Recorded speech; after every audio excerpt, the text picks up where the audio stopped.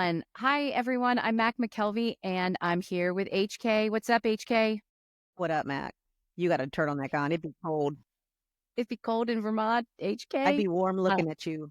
We are here for the Some Disruptors podcast again. A little hiatus with the holidays and the happenings, and we are joined today by the amazing Brian O'Shaughnessy. Welcome, Brian. You're very sweet, Mac and Heidi. Nice to see you again, and it's a pleasure to be with you both. Well, I think it's funny that you said that I'm sweet because I don't get that very often. People don't call me sweet. I am in communications. Fair. And you are very good at your job. Master. Yes. He knows how to put a package on things that looks pretty. And yes, But we are here. But one of the things we're going to talk about today is authenticity. And I think that you cannot have a message, whether you're an individual or a brand, without authenticity to it. And I think that what you've built and what you guys have done with this podcast series in particular is sort of manifest a lot of authenticity, which is something I'm super excited to talk to you guys about today. Mac, he watched them all. I can't. I'm dying. Binge watched him. He was going Real Housewives of Orange County, and then he was doing New York, and then he was doing the podcast, and he was jumping back in. I've done them all. Is that happening? No? I've done them all. Well, I'm thrilled that you're here. For people that don't know, I've known Brian for a few decades. Yeah. When I was thin and beautiful, you knew me. I think we met back in the 1900s. Before I, it was thousands years. It was. It's true. Before like the Telecom Act and oh my God. Yeah. Oh, yeah. God, yeah. Before canned spam laws. Yeah. CBP, that we built the CBP and intercarrier messaging. And oh yeah, Brian and I worked at a couple companies together. Louis Free was the head of the FBI, I think, back. Wow. I remember Steve Largent was the head of CTIA. Really? Yes, the football player. Yes. Former yes. football player. He might be in my family tree. Okay. All right. We have to pause. Hit we us. Have to stop because, to be honest with you, we need a few moments to go through the whole, that's a TV commercial right there. Much happened in 1 minute. Second uncle. Wow. Who's he related to? So second uncle, what's that mean? On my dad's side.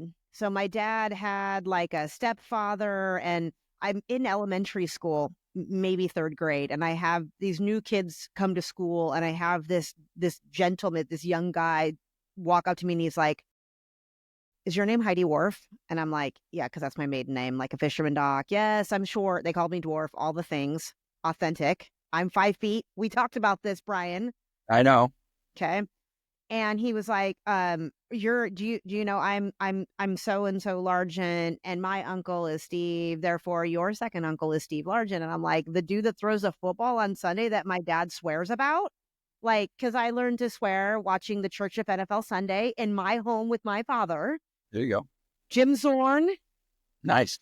Dave Craig. All the things, right? So yeah, there you go. Before he was Mr. CTIA. Yeah. He was your second uncle. Small. No, I do not have signed jerseys. No, I've never met him before, but indeed he is there. That's awesome. We are now going to officially introduce Brian O'Shaughnessy. Before we talk about your career, though, Brian, we like to have a little fun here on the Some Disruptors podcast because Heidi and I are big fans of the Real Housewives franchise. So we have come up with Real Housewives intros for ourselves. If you've listened to the podcast, you know this. So we ask our guests to come up with one that kind of sums up who they are. So Heidi, you go first. And then Brian, we're going to go Heidi, me, you. Okay. Thank you. Heidi, go. If you think my t-shirt makes a statement, wait till you hear my roar. And now Mac will say, what is your t-shirt today? What does the today? t-shirt say? Hey, I'm sorry. Regardless of what you believe, I still believe in Santa Claus. Ooh, well done. I did not see that. My Santa with the mustache. Okay. I did not see that. Very good. Okay. Mine, very straightforward. I may have two names, but don't get it twisted. I know exactly who I am. Excellent. All right, Brian O'Shaughnessy, I'm ready. Drum roll. Well, I have been playing with this because I've watched your podcasts and they're all exceptional. And I have one that a credo I live my life by, which I don't know is as effective as the latter, but I'm going to give you two, so forgive me. But one is I've literally believed since I was, a young man that chaos is my oxygen, and that every opportunity we're given in life is something that has to, even in failure, is something you have to take advantage of. But I would for this conversation, I think one thing that's really critical is that the heart of an Irishman is nothing but his imagination, which is George Bernard Shaw. And he wrote Pygmalion, of course, and he's one of my favorite Irish writers. But I do think it is in line with the broader conversation we're having about communications, because the root of storytelling is in imagination. And something I'm looking to unpack with both of you today, because I could tell you're both wildly energetic and you have a lot to say about the subject, and I can't wait to unpack. So we're going to go ahead and say this is going to be a part one. I think we're going to end up having a part two with Brian O'Shaughnessy in 2025, early 2025, because there is a ton to unpack. So Brian, let's give the listeners, I love that, by the way. I wrote down chaos is my oxygen. I'm like, Mac wrote that down. I was going to say, Mac wrote that down. I'm going to think about that. Mac, I registered the domain name at Network Solutions in 1998, and then kept it for 10 years and then lost it. But then so long.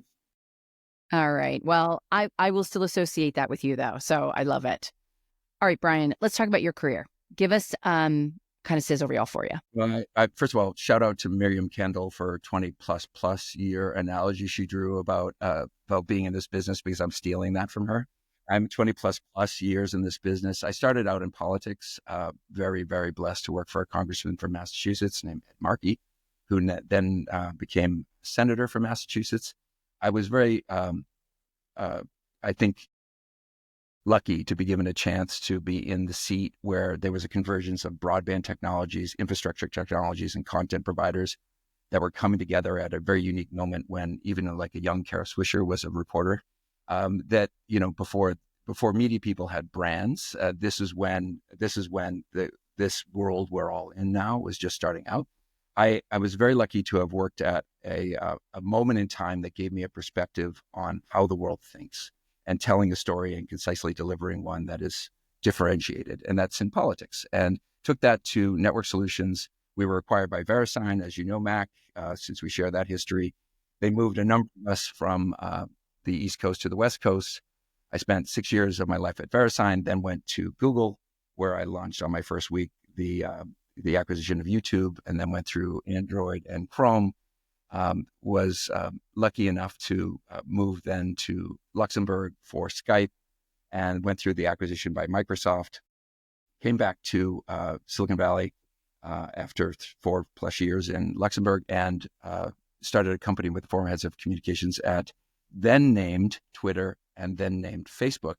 And we'll always be named Twitter to me. And the three of us created a very interesting little communications consultancy that had, I think, a very interesting run that's really been sort of a more of a through line into our experiences about how communications is really fundamental to the operational bottom line of any organization.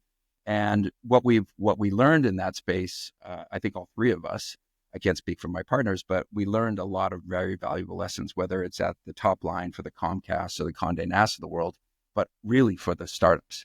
And why I was very excited to be a board advisor for your organization, Mac, is just that. It is about how to take and inculcate these lessons for startups, because they're not dissimilar in any shape or form. If you are a 50,000 person organization or 5 people in a box with a great idea, you have to have the same lessons. And so I've done 30 years of different things, including the last 2 roles I played at Triller and HIMSS, where I was leading the comms teams there. There's a lot going on in this world. I'm more of a tech optimist than a pessimist, and I refuse to play the game about pessimism, because I do believe that there is so much good in this world, and I'm looking forward to actually unpacking a lot of that with you both.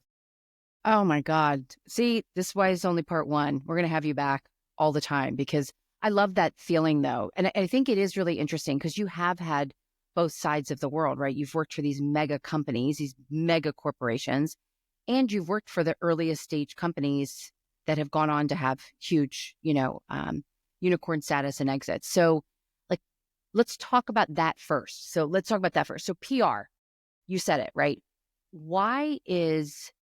Or actually, let me just do another way.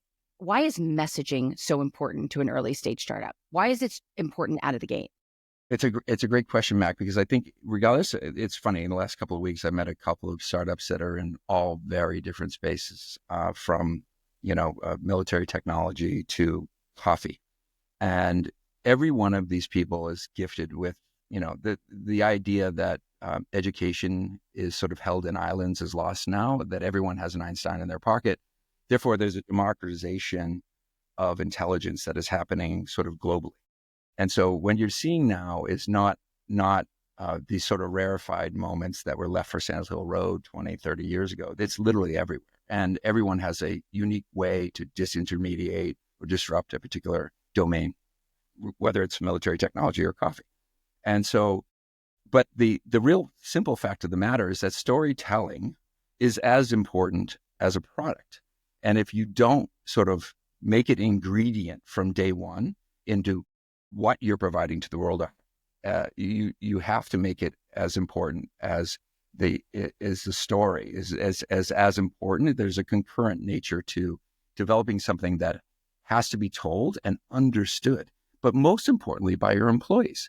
The number one thing that I think a lot of people get wrong in our business, particularly startups, is they allow the genius to reside in the founder's head or the top engineer's mind, and he or she has a particular focus on a particular market fit. When I think you should make every one of your employees an apostle. The greatest branding any organization, particularly startups, can do is turn their people into apostles. And I think that I've learned that lesson repeatedly. And one of the things that Sean and Brandy and I had at Pramana was seeing that message over and over again. That was reinforced to us. We had been very lucky to be in hypergrowth global organizations that did incredible things. However, one thing is we saw, even if it was an old guard company like a cable company like Comcast, or a small company like Rocket Lab or SciQ in the silicon photonics space in quantum, every one of these organizations has the same challenge.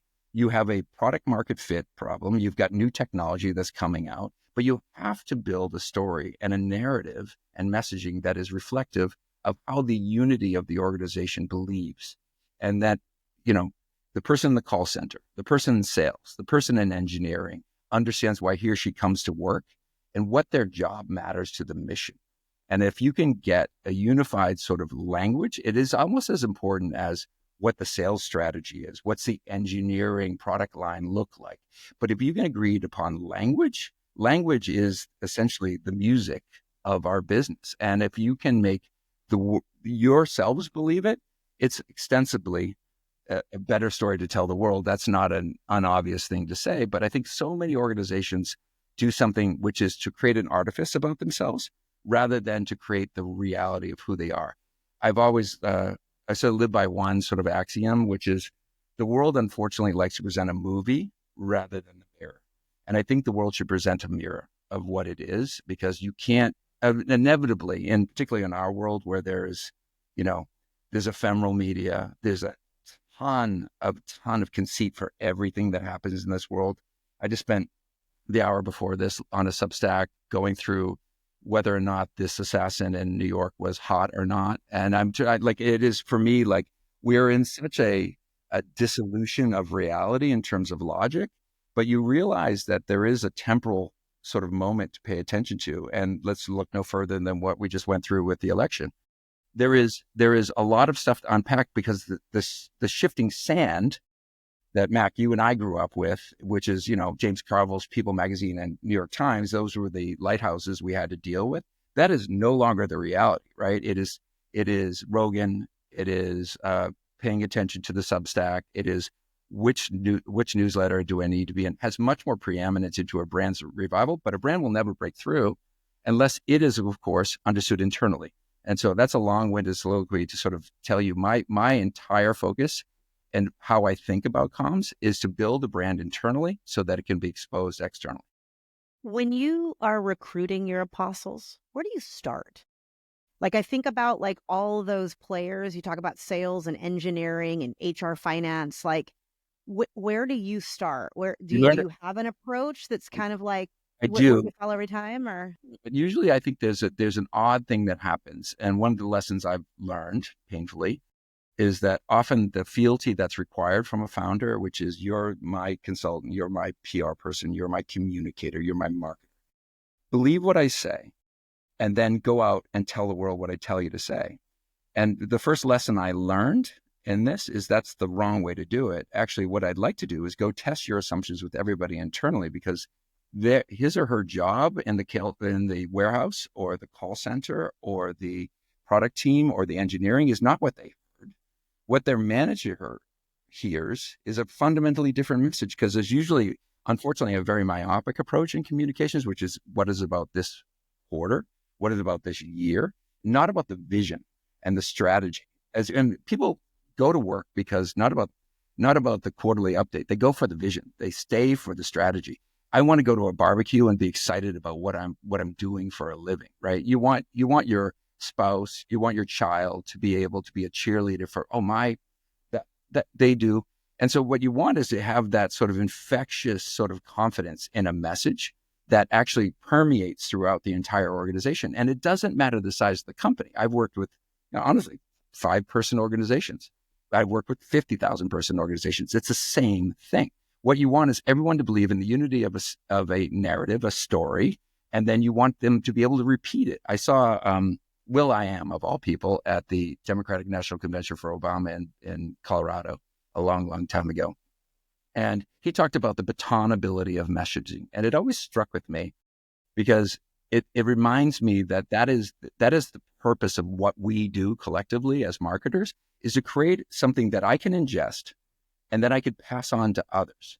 And that is really the power of what we do as storytellers, because what we want to do is make something you can understand in the way you understand it, be able to put it in your words, be able to put it in the feelings you have. But what I do here, I do it in the warehouse. I'm not the CEO.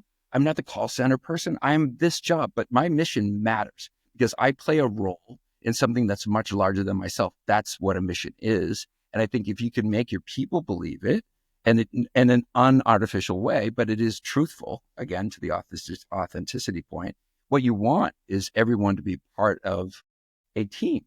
And you can't have team unless you have unity. And unity is created by stories. So you mentioned the founders before. Do you get pushback? So that whether it's a company of 500, 10,000, 50,000, do people get this? Or do you get a lot of pushback on it saying, Right. yeah, no, let's just try this for a while? I've had good and bad results with this, if I'm being honest with you. I think, look, we went in at Pramana. I can give you some real world examples. We went into Sesame Street and we were asked to write their 50th anniversary narrative. And one of the questions that this can see, unfortunately for me, which is, I had this sort of throwaway consultant question I often ask, which was, who's your enemy? And I asked this very stately CEO of Sesame Street my question. And he said, well, that's the stupidest consultant question I've ever heard. In front of my team, I'm somewhat, flummoxed by that. But I said, let me reframe the question, because I think the idea of it sort of stands on its own, which is, I had read this book by Umberto Eco, and Eco, the Italian philosopher, was on his way to the UN. And as he's on his way, the gentleman cab driver from the airport to the UN was Pakistani. And he said to the Italian in the back, this is a normal New York conversation, which is like, who's your enemy? He says to the Italian. And this, cerebral giant thought about the question, and he said, well, it's interesting because, Burger King has McDonald's, or Coke has Pepsi, and everyone has an enemy. And Russia has America. There's always these sort of more sort of known things. The Italians, not since Rome, have not had an enemy. And so what he said is, we've been fighting with each other. But he said the context of the question was the one that he found most intriguing, is the idea of being able to pit yourself against something is such a unique proposition. And I, as a marketer, took that as a unique idea, right? Is that you should never avoid your enemy. And he said, oh, now that you reframed the question, this incredibly astute man, the CEO of Sesame Street, said to me, now that you've said that, my enemy is ignorance. And I thought it was the most profound answer, right? Like most people think in America, I did at the time, somewhat somewhat supercilious of me, but the idea that I think this is an American proposition. They're in 150 countries or something like that around the world. They teach ABC and 1, 2, 3 to the kids in the camps outside of Nairobi. They teach in war-torn areas. They teach something that is actually meaningful, because this idea about education is really a primary interest of mine, is that this universality of what we're going through as a species is unfounded, and it's going to accelerate, as we know, with AI. And that the opportunity that we all have is to all be educated in a way that we never could be before. And it's a very unique proposition. And so when he answered that way for me, I was like, now we could get to work, because now we had a narrative hook, right? Is that our battle wasn't with the Republican Congress, or our battle wasn't with social norms, or our battle wasn't with this. It is really about the idea of ignorance is something worth fighting. And I think it was, for me and for all of us on the team at Pramana, was a really eye-opening moment. And that is the kind of thing where you have to get perspectives, both from the leadership, but also from others. And you go battle test that with everybody inside. What you learn is that stuff resonates with them. You see why I go to work on a daily basis. It makes your job matter. And that's, I think, the important part of what we're all doing, because unlike when I was young, you stayed at a company for 10 years or 5 years or 6 years. And that was respected. Now you're there for 2 years, and what are you doing? Why are you still there? And now I think that's what makes the role in which all of us, and including this entire organization you built, Mac, much more important, because it's not something you can put on the shelf like an elf and bring it out every holiday season. It is something you do every day, and you have to live in the story, and you have to constantly reframe, how do we exist in this world? And that's important. But see, there's depth in that answer, though.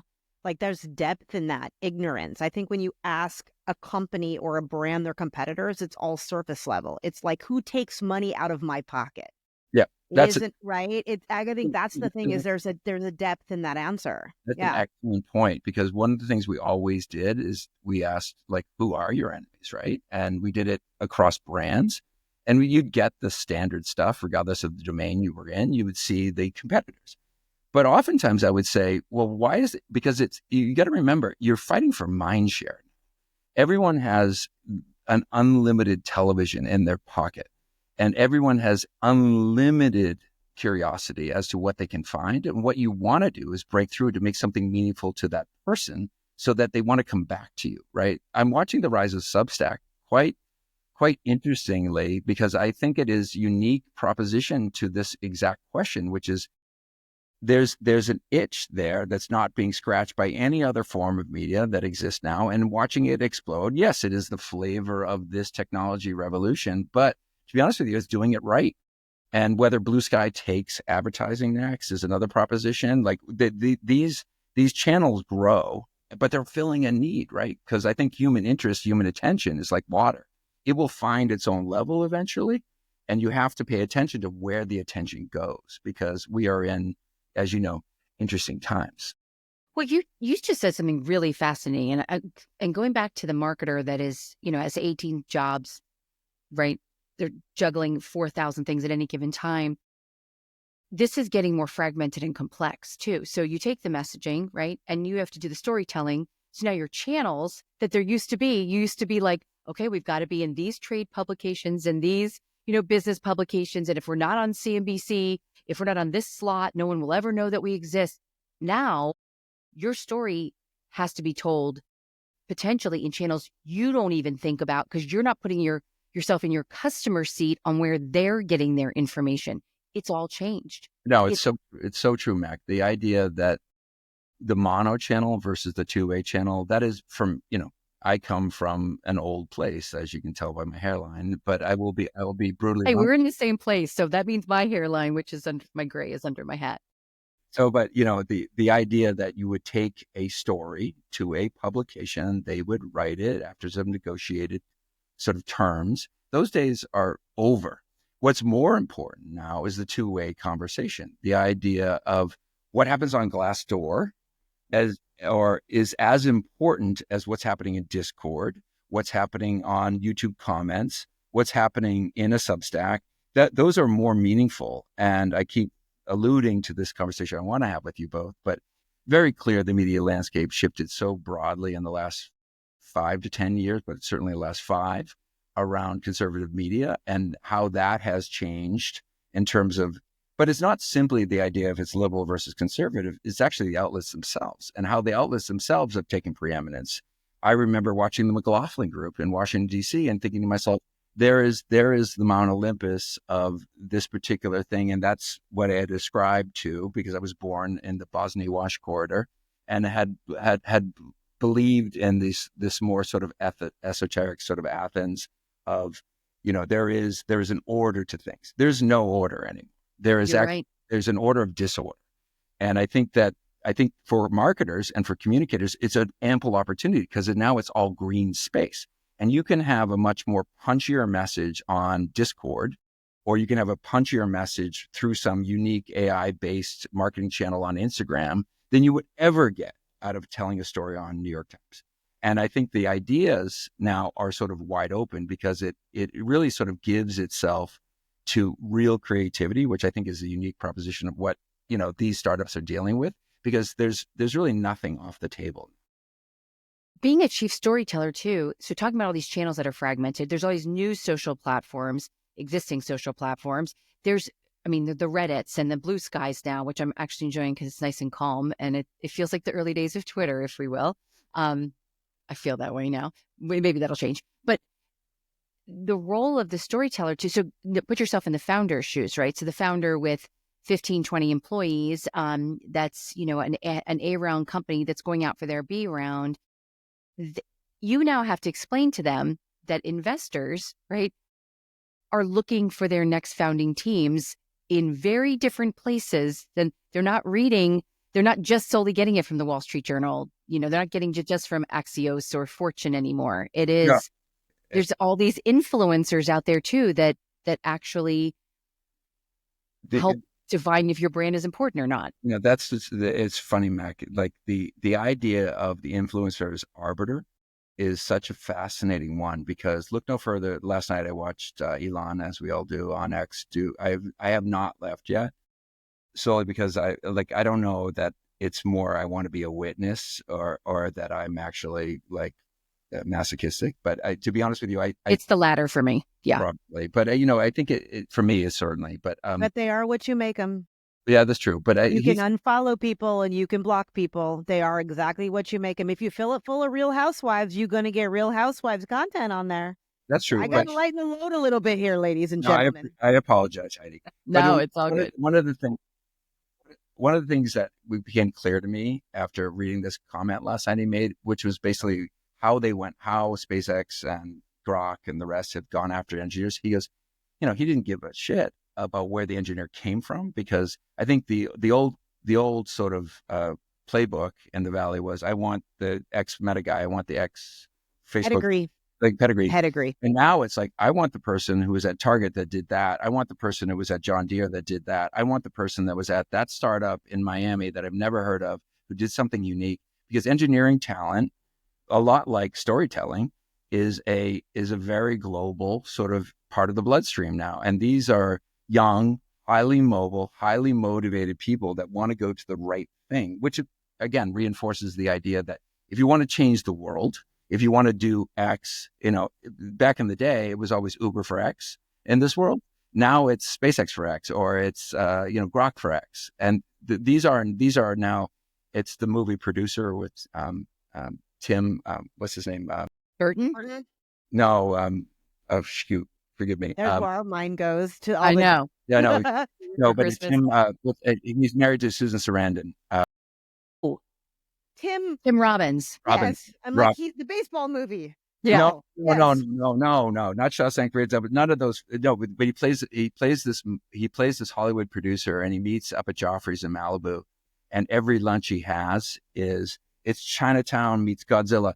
And that's what the Valley became. It became very formulaic in a lot of ways. And I think it's funny to sort of consider this is that Hollywood for me has become a very sort of, decayed mechanism of its former self. There is no ideas, right? That's just sequel manufacturing companies now.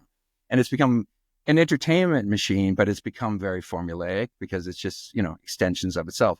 And I think that the Valley in a lot of ways was probably getting guilty of that until the advent of AI. And now quantum, what Google did today is revolution, like truly revolution. And I think what we're going to see, because unfortunately technology, unlike entertainment, which is actually the opposite of what it should be, because human imagination, as I said at the outset, human imagination is in all of us, and we have an unlimited amount of curiosity and ability to see the world in a different way. And it's sort of shocking to me that Hollywood hasn't followed the script, is that it in and of itself should be reinventing it in a new and unique way. However, they're stuck in these old rhythms because I think the colonial model of Hollywood, in a lot of ways, living by the old rules. And they know what'll put butts in seats at a theater. And that is an unfortunate thing, because I think we are so gifted with so many beautiful stories in this world that can be told in new and unique and positive ways. However, we're sort of trapped in this, what works, can I get Ryan Reynolds again? Can I get XYZ person again? And that's just sad to me, because we're at the advent of true human creativity, yet our reflection of our society from an entertainment perspective just doesn't reflect that. Yet the thing about it, Brian, though, is that when you think about anything from like a Snapchat, like all the ability to make yourself into something else, all the filters, you want to be a kitty cat, or you want to have a brand hat on within all the filters. And then now it's like you're going to go post a post on LinkedIn. It says, let AI write it for you. And so that's my biggest fear about the ability for people to continue to tell those stories, is we're giving them all the reasons not to. So it's so fascinating. And fear. You said something earlier, Heidi, that in an earlier podcast that it really struck me, this whole idea of creating no, but you said, and it really was meaningful to me, the idea that I'm going to put a disclaimer about written by me, not ChatGPT. And I will tell you that is powerful, and something that it really sort of meant something, because I think that my throwaway on this stuff is that you can't spell humanity without AI, and forgive me for saying it, but there's no differentiating what the future is going to look like. It's too late to put the genie back in the bottle, the toothpaste out of the tube, whatever axiom you use. The idea now, though, is how do we, as conscious spiritual human beings, become masters of a technology rather than it mastering us? And I'm listening to Genesis now by Schmidt and Kissinger and Mundy, and it is for those who want to stay up late and get sad. Listen to that book. I had the pleasure about 3 years ago of taking my son to the 20th anniversary of Skype. I guess it was 2 years ago now in Talon. My oldest is a CS major at Wisconsin, and there was 189 people in the room. 2 of them were Americans, the rest were Estonians. There were 5 billionaires in the room. If you think that the Silicon Valley is the place where things are happening, you're wrong. The idea of storytelling, the idea of advancement in technology, the idea that we as a species are going to go forward is out of the bottle. It's clearly happening. The problem is that the old stories are winning, right? The old ideas that I can recreate myself, I can be part of this narcissistic, solipsism that exists in social media. Those are all boring metaphors. I think what we're going to see, unfortunately, or fortunately, forgive me, is this new advent for the next generation, alpha beta generation, is going to be so much more inclined to be community-based, conversation-based, connection-based, and consciousness-based. And to be honest with you, I think there's going to be very meaningful changes, both in drug discovery, doing things like having propositions like UBI, or having terraforming Mars conversations that are actually meaningful, cure cancer. These things are going to exist. The question is, can we move fast enough to get through the old order decaying in front of us and move fast enough to the next? And I'm optimistic that we will. And maybe it's just because, I'm Irish. It's the optimism in you. It's the rainbow.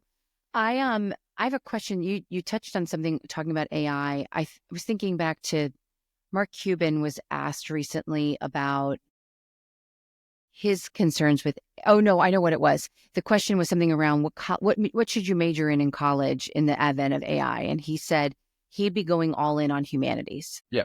So it's so interesting, because I moved out here, Mac, as you know, in the 90s. Sorry for a moment. Go ahead, please. I am just not talented at all. Those were the classes that you had to take that I was like, oh man, that's going to be rough. Oh, I agree with him, but oh my. I'm so sorry, Brian. No, that's okay. Heidi, you said something that I think is so unique because I have that child right there that you're describing. I have one who is a CS, he's born in the Valley. I went all in on that one being digital as I did with the other two. And I'm realizing the fallacy of that, which is, the idea that uh, a rounded human being, a liberal arts background is probably more beneficial when the system is online, because you can be a knowledge worker. You can be a true, like, part of society, part of community. You can actually use human creativity, which the machine cannot do.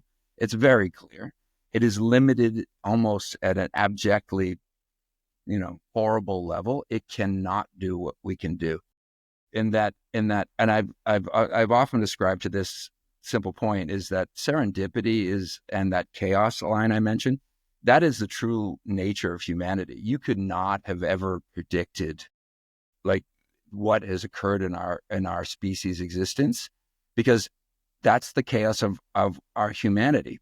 And the chaos of our humanity and that serendipity creates the best stories, because you will sit with people. You'll be in upstate Vermont, or you might be in Dallas, or you might be in California. You'll go down the street and you'll meet a young Ethiopian entrepreneur who's just moved here, and she's got this incredible idea, and she's married to a Finnish guy. And that's what America is, because it puts this chaotic moment in a bottle and shakes it up and lets it spit out some brilliant ideas. And that's happened for the last, several decades in technology, and it was going to happen faster now. And the idea that you have to be a technology only person to be in it is one of the lessons that I think my sons are all learning, which is you have to be well read. You have to understand history. You have to have perspective about the humanities. You have to understand cultural differences, and you have to be in a place where this isn't a world that's designed by, guys in Mumbai or Haifa or Guangdong or Palo Alto. It is designed by all of us. And it's something that is uniquely different and is going to shape the next set of the world in a way that we can't even anticipate, because the old way, which was 5, 20, 30 years of change. No, it's 5. And then it'll be 5 after that. Then it'll be 2.5. Then it'll be 1. And the speed and the acceleration, the velocity in which our age is living in now, because I've often believed that we live in one of two constructs. We live in rupture or continuity. And we're in a rupture moment right now. Yes, we are, and have been. And we have, right. And so, but I used to joke to myself about the sort of ennui of the 90s. Like, I wish I was living in historical times. Where would I live? I'd be in the French Revolution, or I'd be in the Boxer. I was something. But then I realized, no, we're right here, right now. And we're meant to be here, because look, we're the right storytellers for this moment, and we should be a part of this, because this is unique times to be in. And every founder that's listening has to sort of inculcate that into how he or she approaches their role, because you're not simply the idea generator. You are the brand carrier. And being a part of being a founder in a startup is not simply the brilliant idea that has product market fit. It is really about how do you translate that message, and taking the services that you guys have built and taking it to the world is as important as the product itself. And so that's the critical part of all of this. So I have a question, because we have a lot of young marketers that are part of the community that have been anointed to sit in that head seat. And they need some help understanding the right way to approach a conversation with a visionary CEO founder on how to get the buy-in for everybody to become apostles. Mm-hmm. What would be advice that you could give to them in terms of how to approach and let's just when we're talking about technology, more times than not with startups I've worked with, they've been engineers that have been in the C-suite. They're the CEO and they're that visionary, which you can't tell them their baby is ugly, or they're, all the things, right? So what is the right way for them to approach a hard conversation with someone that doesn't understand the importance of that brand storytelling, and how they need to drink the Kool-Aid first for others to want to come in and swim in that pool? Do you have like some good advice there? It's a really good question, Heidi. I think the idea I don't have a simple answer for you, because every founder is different. But one piece of advice I can give you is that a debate I would often have with young founders, and I'm still having with them, is this idea that you convince them, right, of your sort of ability to understand your situation and be a integral part of how you shift or accelerate their opportunity. And then they'll say, well, prove it, right? Like, am I going to be on all things? I'm going to be on Kara's podcast, or am I going to be in the New York Times? Or am I going to be on the next Substack? Because I think in a lot of ways is a fundamental difference between marketing and PR, is that difference still hasn't been sorted in my mind it's meaningful to me, because it's almost like the weight of smoke.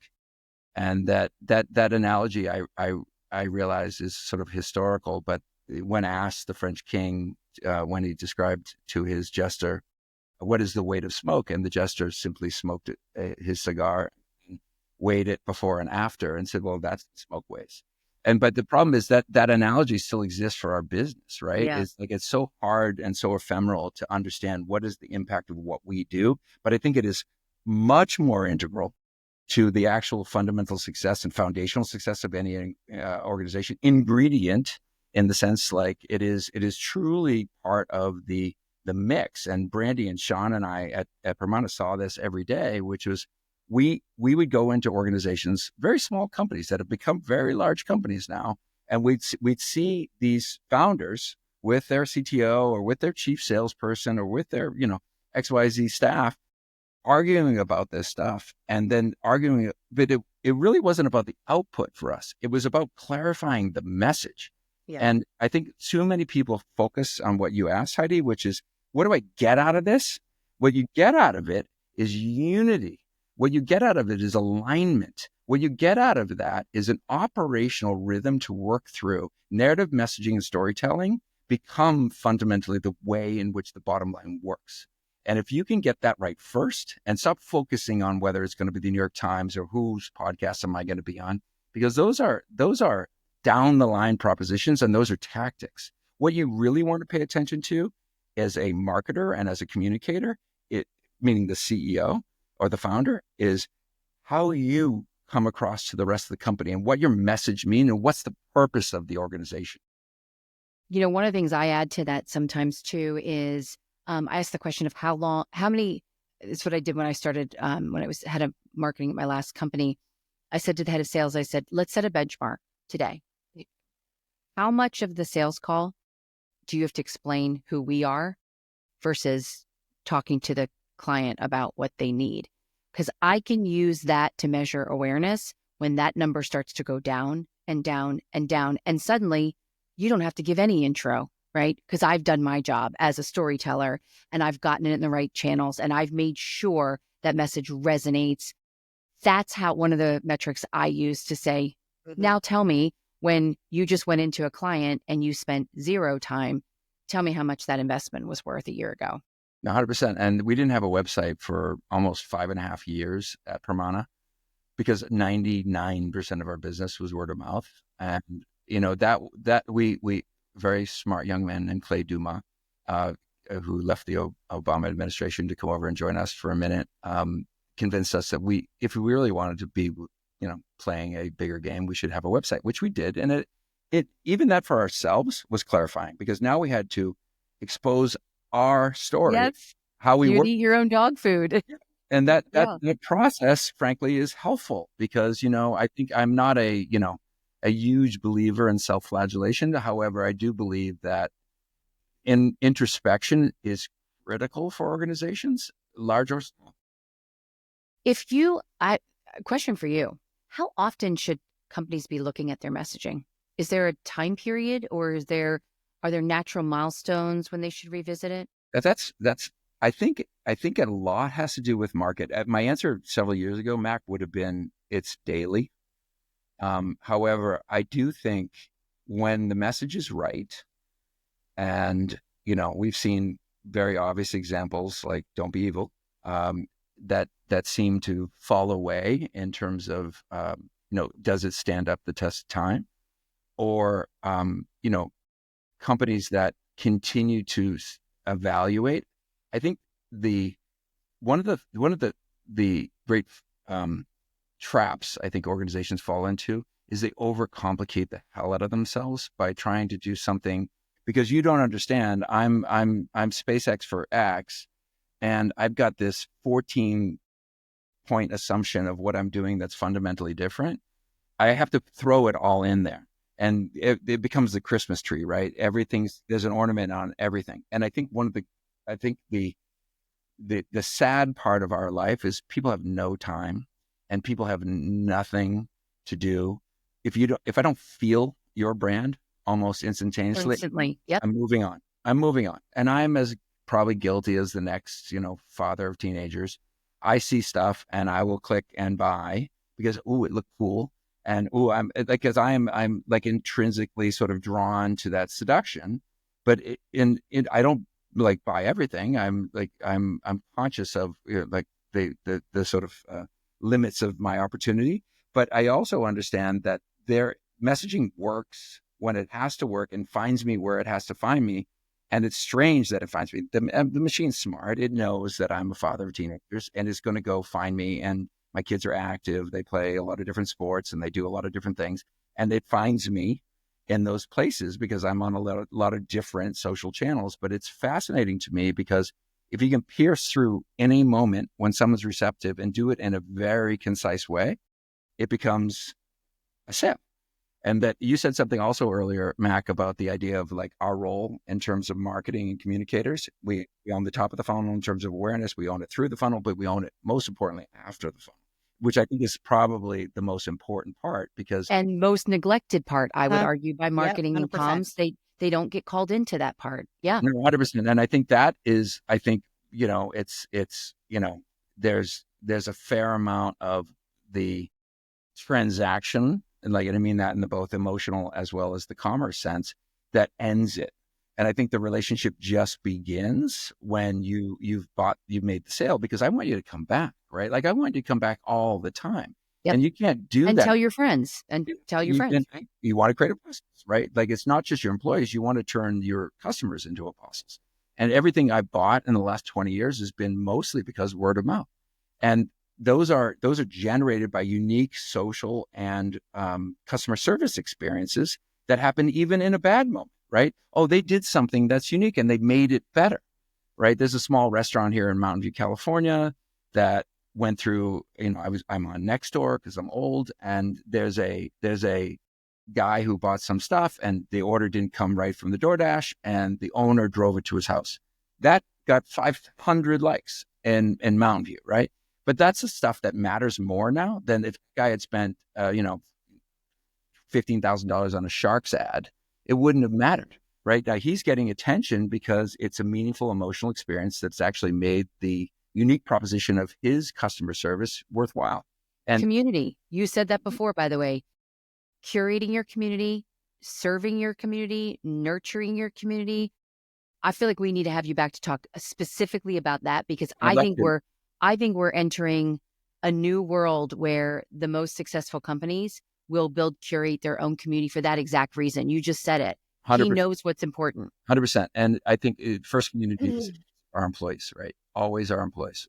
Attribution is the biggest challenge for those. I have a lot of customer marketing. That's what they call it these days. People that run those business units and are responsible for that in marketing. And attribution, the pushback they get from their marketing leadership on the customer side is, you can see data for data on the acquisition side. They have a hard time with attribution. And I'm like, look at churn. If you don't have a churn issue, there's your attribution credit right there, right? Do NPS, an annual NPS survey, right? Like just really 100%. be, how many case studies are you able to? I mean, there's all kinds of ways. And I think, by the way, Brian, you said this before too. I think we've so gotten in our own way as marketers and communicators to how things should be done. At my last company, we didn't do case studies. You know what we did? We did an entire wall that was the Hall of Fame. Wall of love? Our clients wanted to be on that wall. When they saw their competitors' ads up there, like, how do we get on that wall? Because we publish it, because it's in the public domain. And like, oh, well, submit your campaign stuff to me and we'll see if it's worthy of the Hall of Fame. Like, turn the tables. And then, by the way, you get these great responses from the client and you're like, wait, you should speak on this panel with this. And, oh, I want to put you up for an award on You just got a case study. You didn't ask for, nobody wants to do a case study. I don't want to do a case study. I don't even want to read a case study. What I want to do is help my customers market themselves by having their customers do the marketing. Yeah, 100%.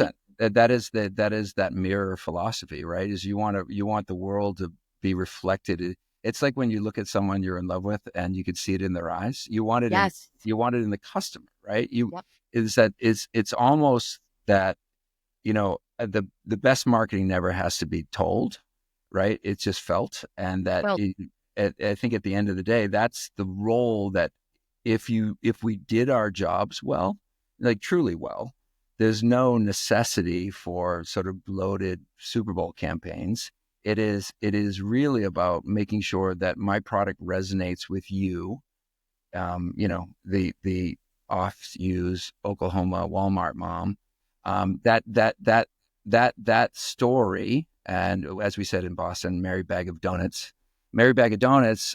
She was our So when she was our customer, when we were working in politics, that was, we had to talk to those people, and that was who we wanted to send our message to. And, that is the thing that is meaningful, because you want to create resonance, but you want to create stability in the resonance. It's not a transactional relationship. I want to create some beachfront property in your mind, because I want to come back. Right. Have that's either right. one of you guys seen the Martha Stewart Netflix documentary? It's in my queue. I have not seen it yet, but I want. Fantastic. Goes to what you're just saying about, like, it talks about why she partnered with Kmart when she did. Exactly what you're saying right there. It's about recognizing. So she said everybody saw her as this figure that was expensive and unattainable. But she's like, I just like to organize and pretty things. And because you shop at Kmart doesn't mean you shouldn't enjoy those things. And she talked about how this was a data statistics. At that point in time, she was on the David Letterman show. She said 70 million people were shopping in a Kmart like weekly. 70 million people. And it was like, it made me think about that. I watched it in the peripheral a couple of months ago, and people keep talking to me about it. So I actually sat down and really watched it this weekend. And her story, talk about disruptor, Mac. I never saw her as that. She And created she a community, truly, but she created a community. She she created a did. community that Yep. cared about Marie Kondo, right? She tapped into something and created a community around organizing. And that's, I truly do think in the B2B world, there's room for we've built a community, right? For some, because startup marketers, they don't have the collaboration point. We're trying to enable that for them. I think every company has a possibility or could create community, because it's so disintermediated right now. So people are so disintermediated. So what's a way to get them together? Well, Create a reason and value. maybe create some sort of organization that connects marketers together, that could teach people from different domains about different opportunities. I don't, this is a wild idea, Mac, I but mean, you should join the board and help us figure that one out. there's ample opportunity too, because I think Always be selling, Brian. you are. ABS. Always I'll be be telling. selling. ABC. One of the things that it's very clear is that I've learned in our business in particular, there's no shortage of people that want to share and want to teach and actually and learn at the same time. Because All of those things. yeah, the decades of experience I feel like I'm a neophyte every time I walk into a room, because I'm like, Christ, this is the smartest person I've ever met in my life. Me too. Like, I hope I can be of value to you, and I listen. And what you fundamentally understand all the time is that people are so willing to take your guidance and so willing to be a part of, your experience. And I think one of the neat things about some is that you've got so many diverse domains and so many unique perspectives, product marketing, CMOs, all these unique, brilliant people that are in this, this hall of justice for marketing. And all of them are, Aquaman and Batgirl. There's so They many. are. I knew where he was going. That's amazing. Catwoman, sorry. And so, but there's so many unique people that that the startup community can take advantage of and really sort of avail themselves of a lot of shortcuts, because it's not simply what to do, but it's more importantly not what not to do, right? That's right. learn from the scars that we've all had. But That's kind of Brian, why we did I will this, right, say, Mac? Isn't that what's why in that? the beginning, that's why we kind of decided to do this? Because we're like, Yes, we're calling ourselves the some OGs. We've made the mistakes. Yeah, Let us exactly. tell you all the stupid still shit do. that we've done. But we also refuse to stop learning. So I think Yeah. that's the other difference. So Brian and I have had this Endurance. Isn't conversation over that the your last year word, or two. Mac? What's Endurance. That was your endurance, word. Endurance. Like and resilience. resilience, both Yes. is you Hmm. you you know you can run through everything, but endurance is like, look, we got to keep training, guys, because the technology, you said it, the pace of change is not slowing down. Technology is certainly not taking a breath. The economy certainly not making it easier. Like nothing is working in our favor. So the only thing I think as marketers we can do for defense is go in the offense and learn everything you can and do everything you can to help the next generation of marketers be that much stronger by giving them some, giving them some of our insights. You said it, don't do this, but really focus on this, right? And we have to keep learning too. Yeah. So I went back to Berkeley this year, Mac, as the kids say, I'm between opportunities. And I went to get a certificate in artificial intelligence business strategies because, look, I'm a father. I believe that one of the fundamental lessons you should do, even if I wasn't, I would have still done it. But frankly, for my sons, I am rapacious in my curiosity. So I wanted to understand not simply the Esperanto, but what's the implication of everything that's happening. And I do every day, 15 newsletters, Casey Newton, Eric Newcomer, Azim Azar, Scantwitz, yep. Brad Thompson. I will spend a lot of Amy Whittleson. I will do all the reading between like 6 and 7 a.m. and get it all sort of out of the way because now I'm braced because I think the role we play is to be the best left to right view on the company. And this, no insult to the CMOs of the world, but I think CCOs, because we are, as we've just determined, undefinable in a lot of ways, I think have probably the most honesty in an organization in that we are not held to the same standard of a CMO in that sort of, I know what at work, I know what didn't, you're fired, because that is, as we know, the most tenuous job in technology, because it works, it doesn't work. But I do think CCOs and particularly PR people, regardless of what level you're in, play a very unique place in a company to be able to listen, ingest, not simply what the CEO, he or she is saying, but what the call center people are saying, what the legal team is saying. They often tell you What HR is saying. what HR is saying. They will often tell you the truth and let you be the arbiter of how to digest that and send that to the management team. And I think that perspective often is such an undervalued representation of the role that communications and storytelling professionals tell, because whether you're a 5-person or 50,000 person shop, if you can be the digestion engine, and I'm reading a fascinating book called The Perception Engine now that I highly suggest to everyone here, about how our brains interpret reality. And it is, the old thinking is we're predictive models, but now the new thinking from neuroscience is we are becoming much more shapers of our reality, which is a very unique proposition. But the idea that we ingest so much information in a way that we were never really programmed to do, like this petaflops of data that we're supposed to take on a daily basis from, all sorts of different places and determine whether or not it's real, not real. And now I think our brains are changing a lot of that, a lot like the birds in London, because birds in London are now replicating ringtones in their song patterns. I think human beings, because we're still reptilian, we're still very much sort of a function of our nature. And I think that, the way in which, we live in this world now has fundamentally changed because the speed and velocity by which technology moves gives us a real chance as communicators to take a much more proactive seat in shaping that reality, because it's not an artifice. I want the mirror rather than the movie. I want humanity to remain in AI because you can't say it without it. And I do think that you have to make a conscious choice as a leader to make sure your purpose is understood and understood internally so that you can tell the rest of the world. And our job is to be that, not simply gatekeeper, but actually shaper of that story so that you can go and do your job, which is to build better products, better services, better utility for someone in the world that needs your product. And they will buy it because you've told a story that's meaningful to them. I think that is the perfect ending to this conversation today. part one of the Brian O'Shaughnessy podcast. Part two will be right after the first of the year. I would love for you to come back, Brian, because I think we started to go down so many, alleys, lanes, rivers, whatever, that we need to keep exploring. Because I think there's a lot more to unpack here, in that there's a story for founders. There's definitely a story for C-suite. Like, what's the role of comms? What's the role of marketing? How do we work together in this new world? I think I would love to talk about that more with you.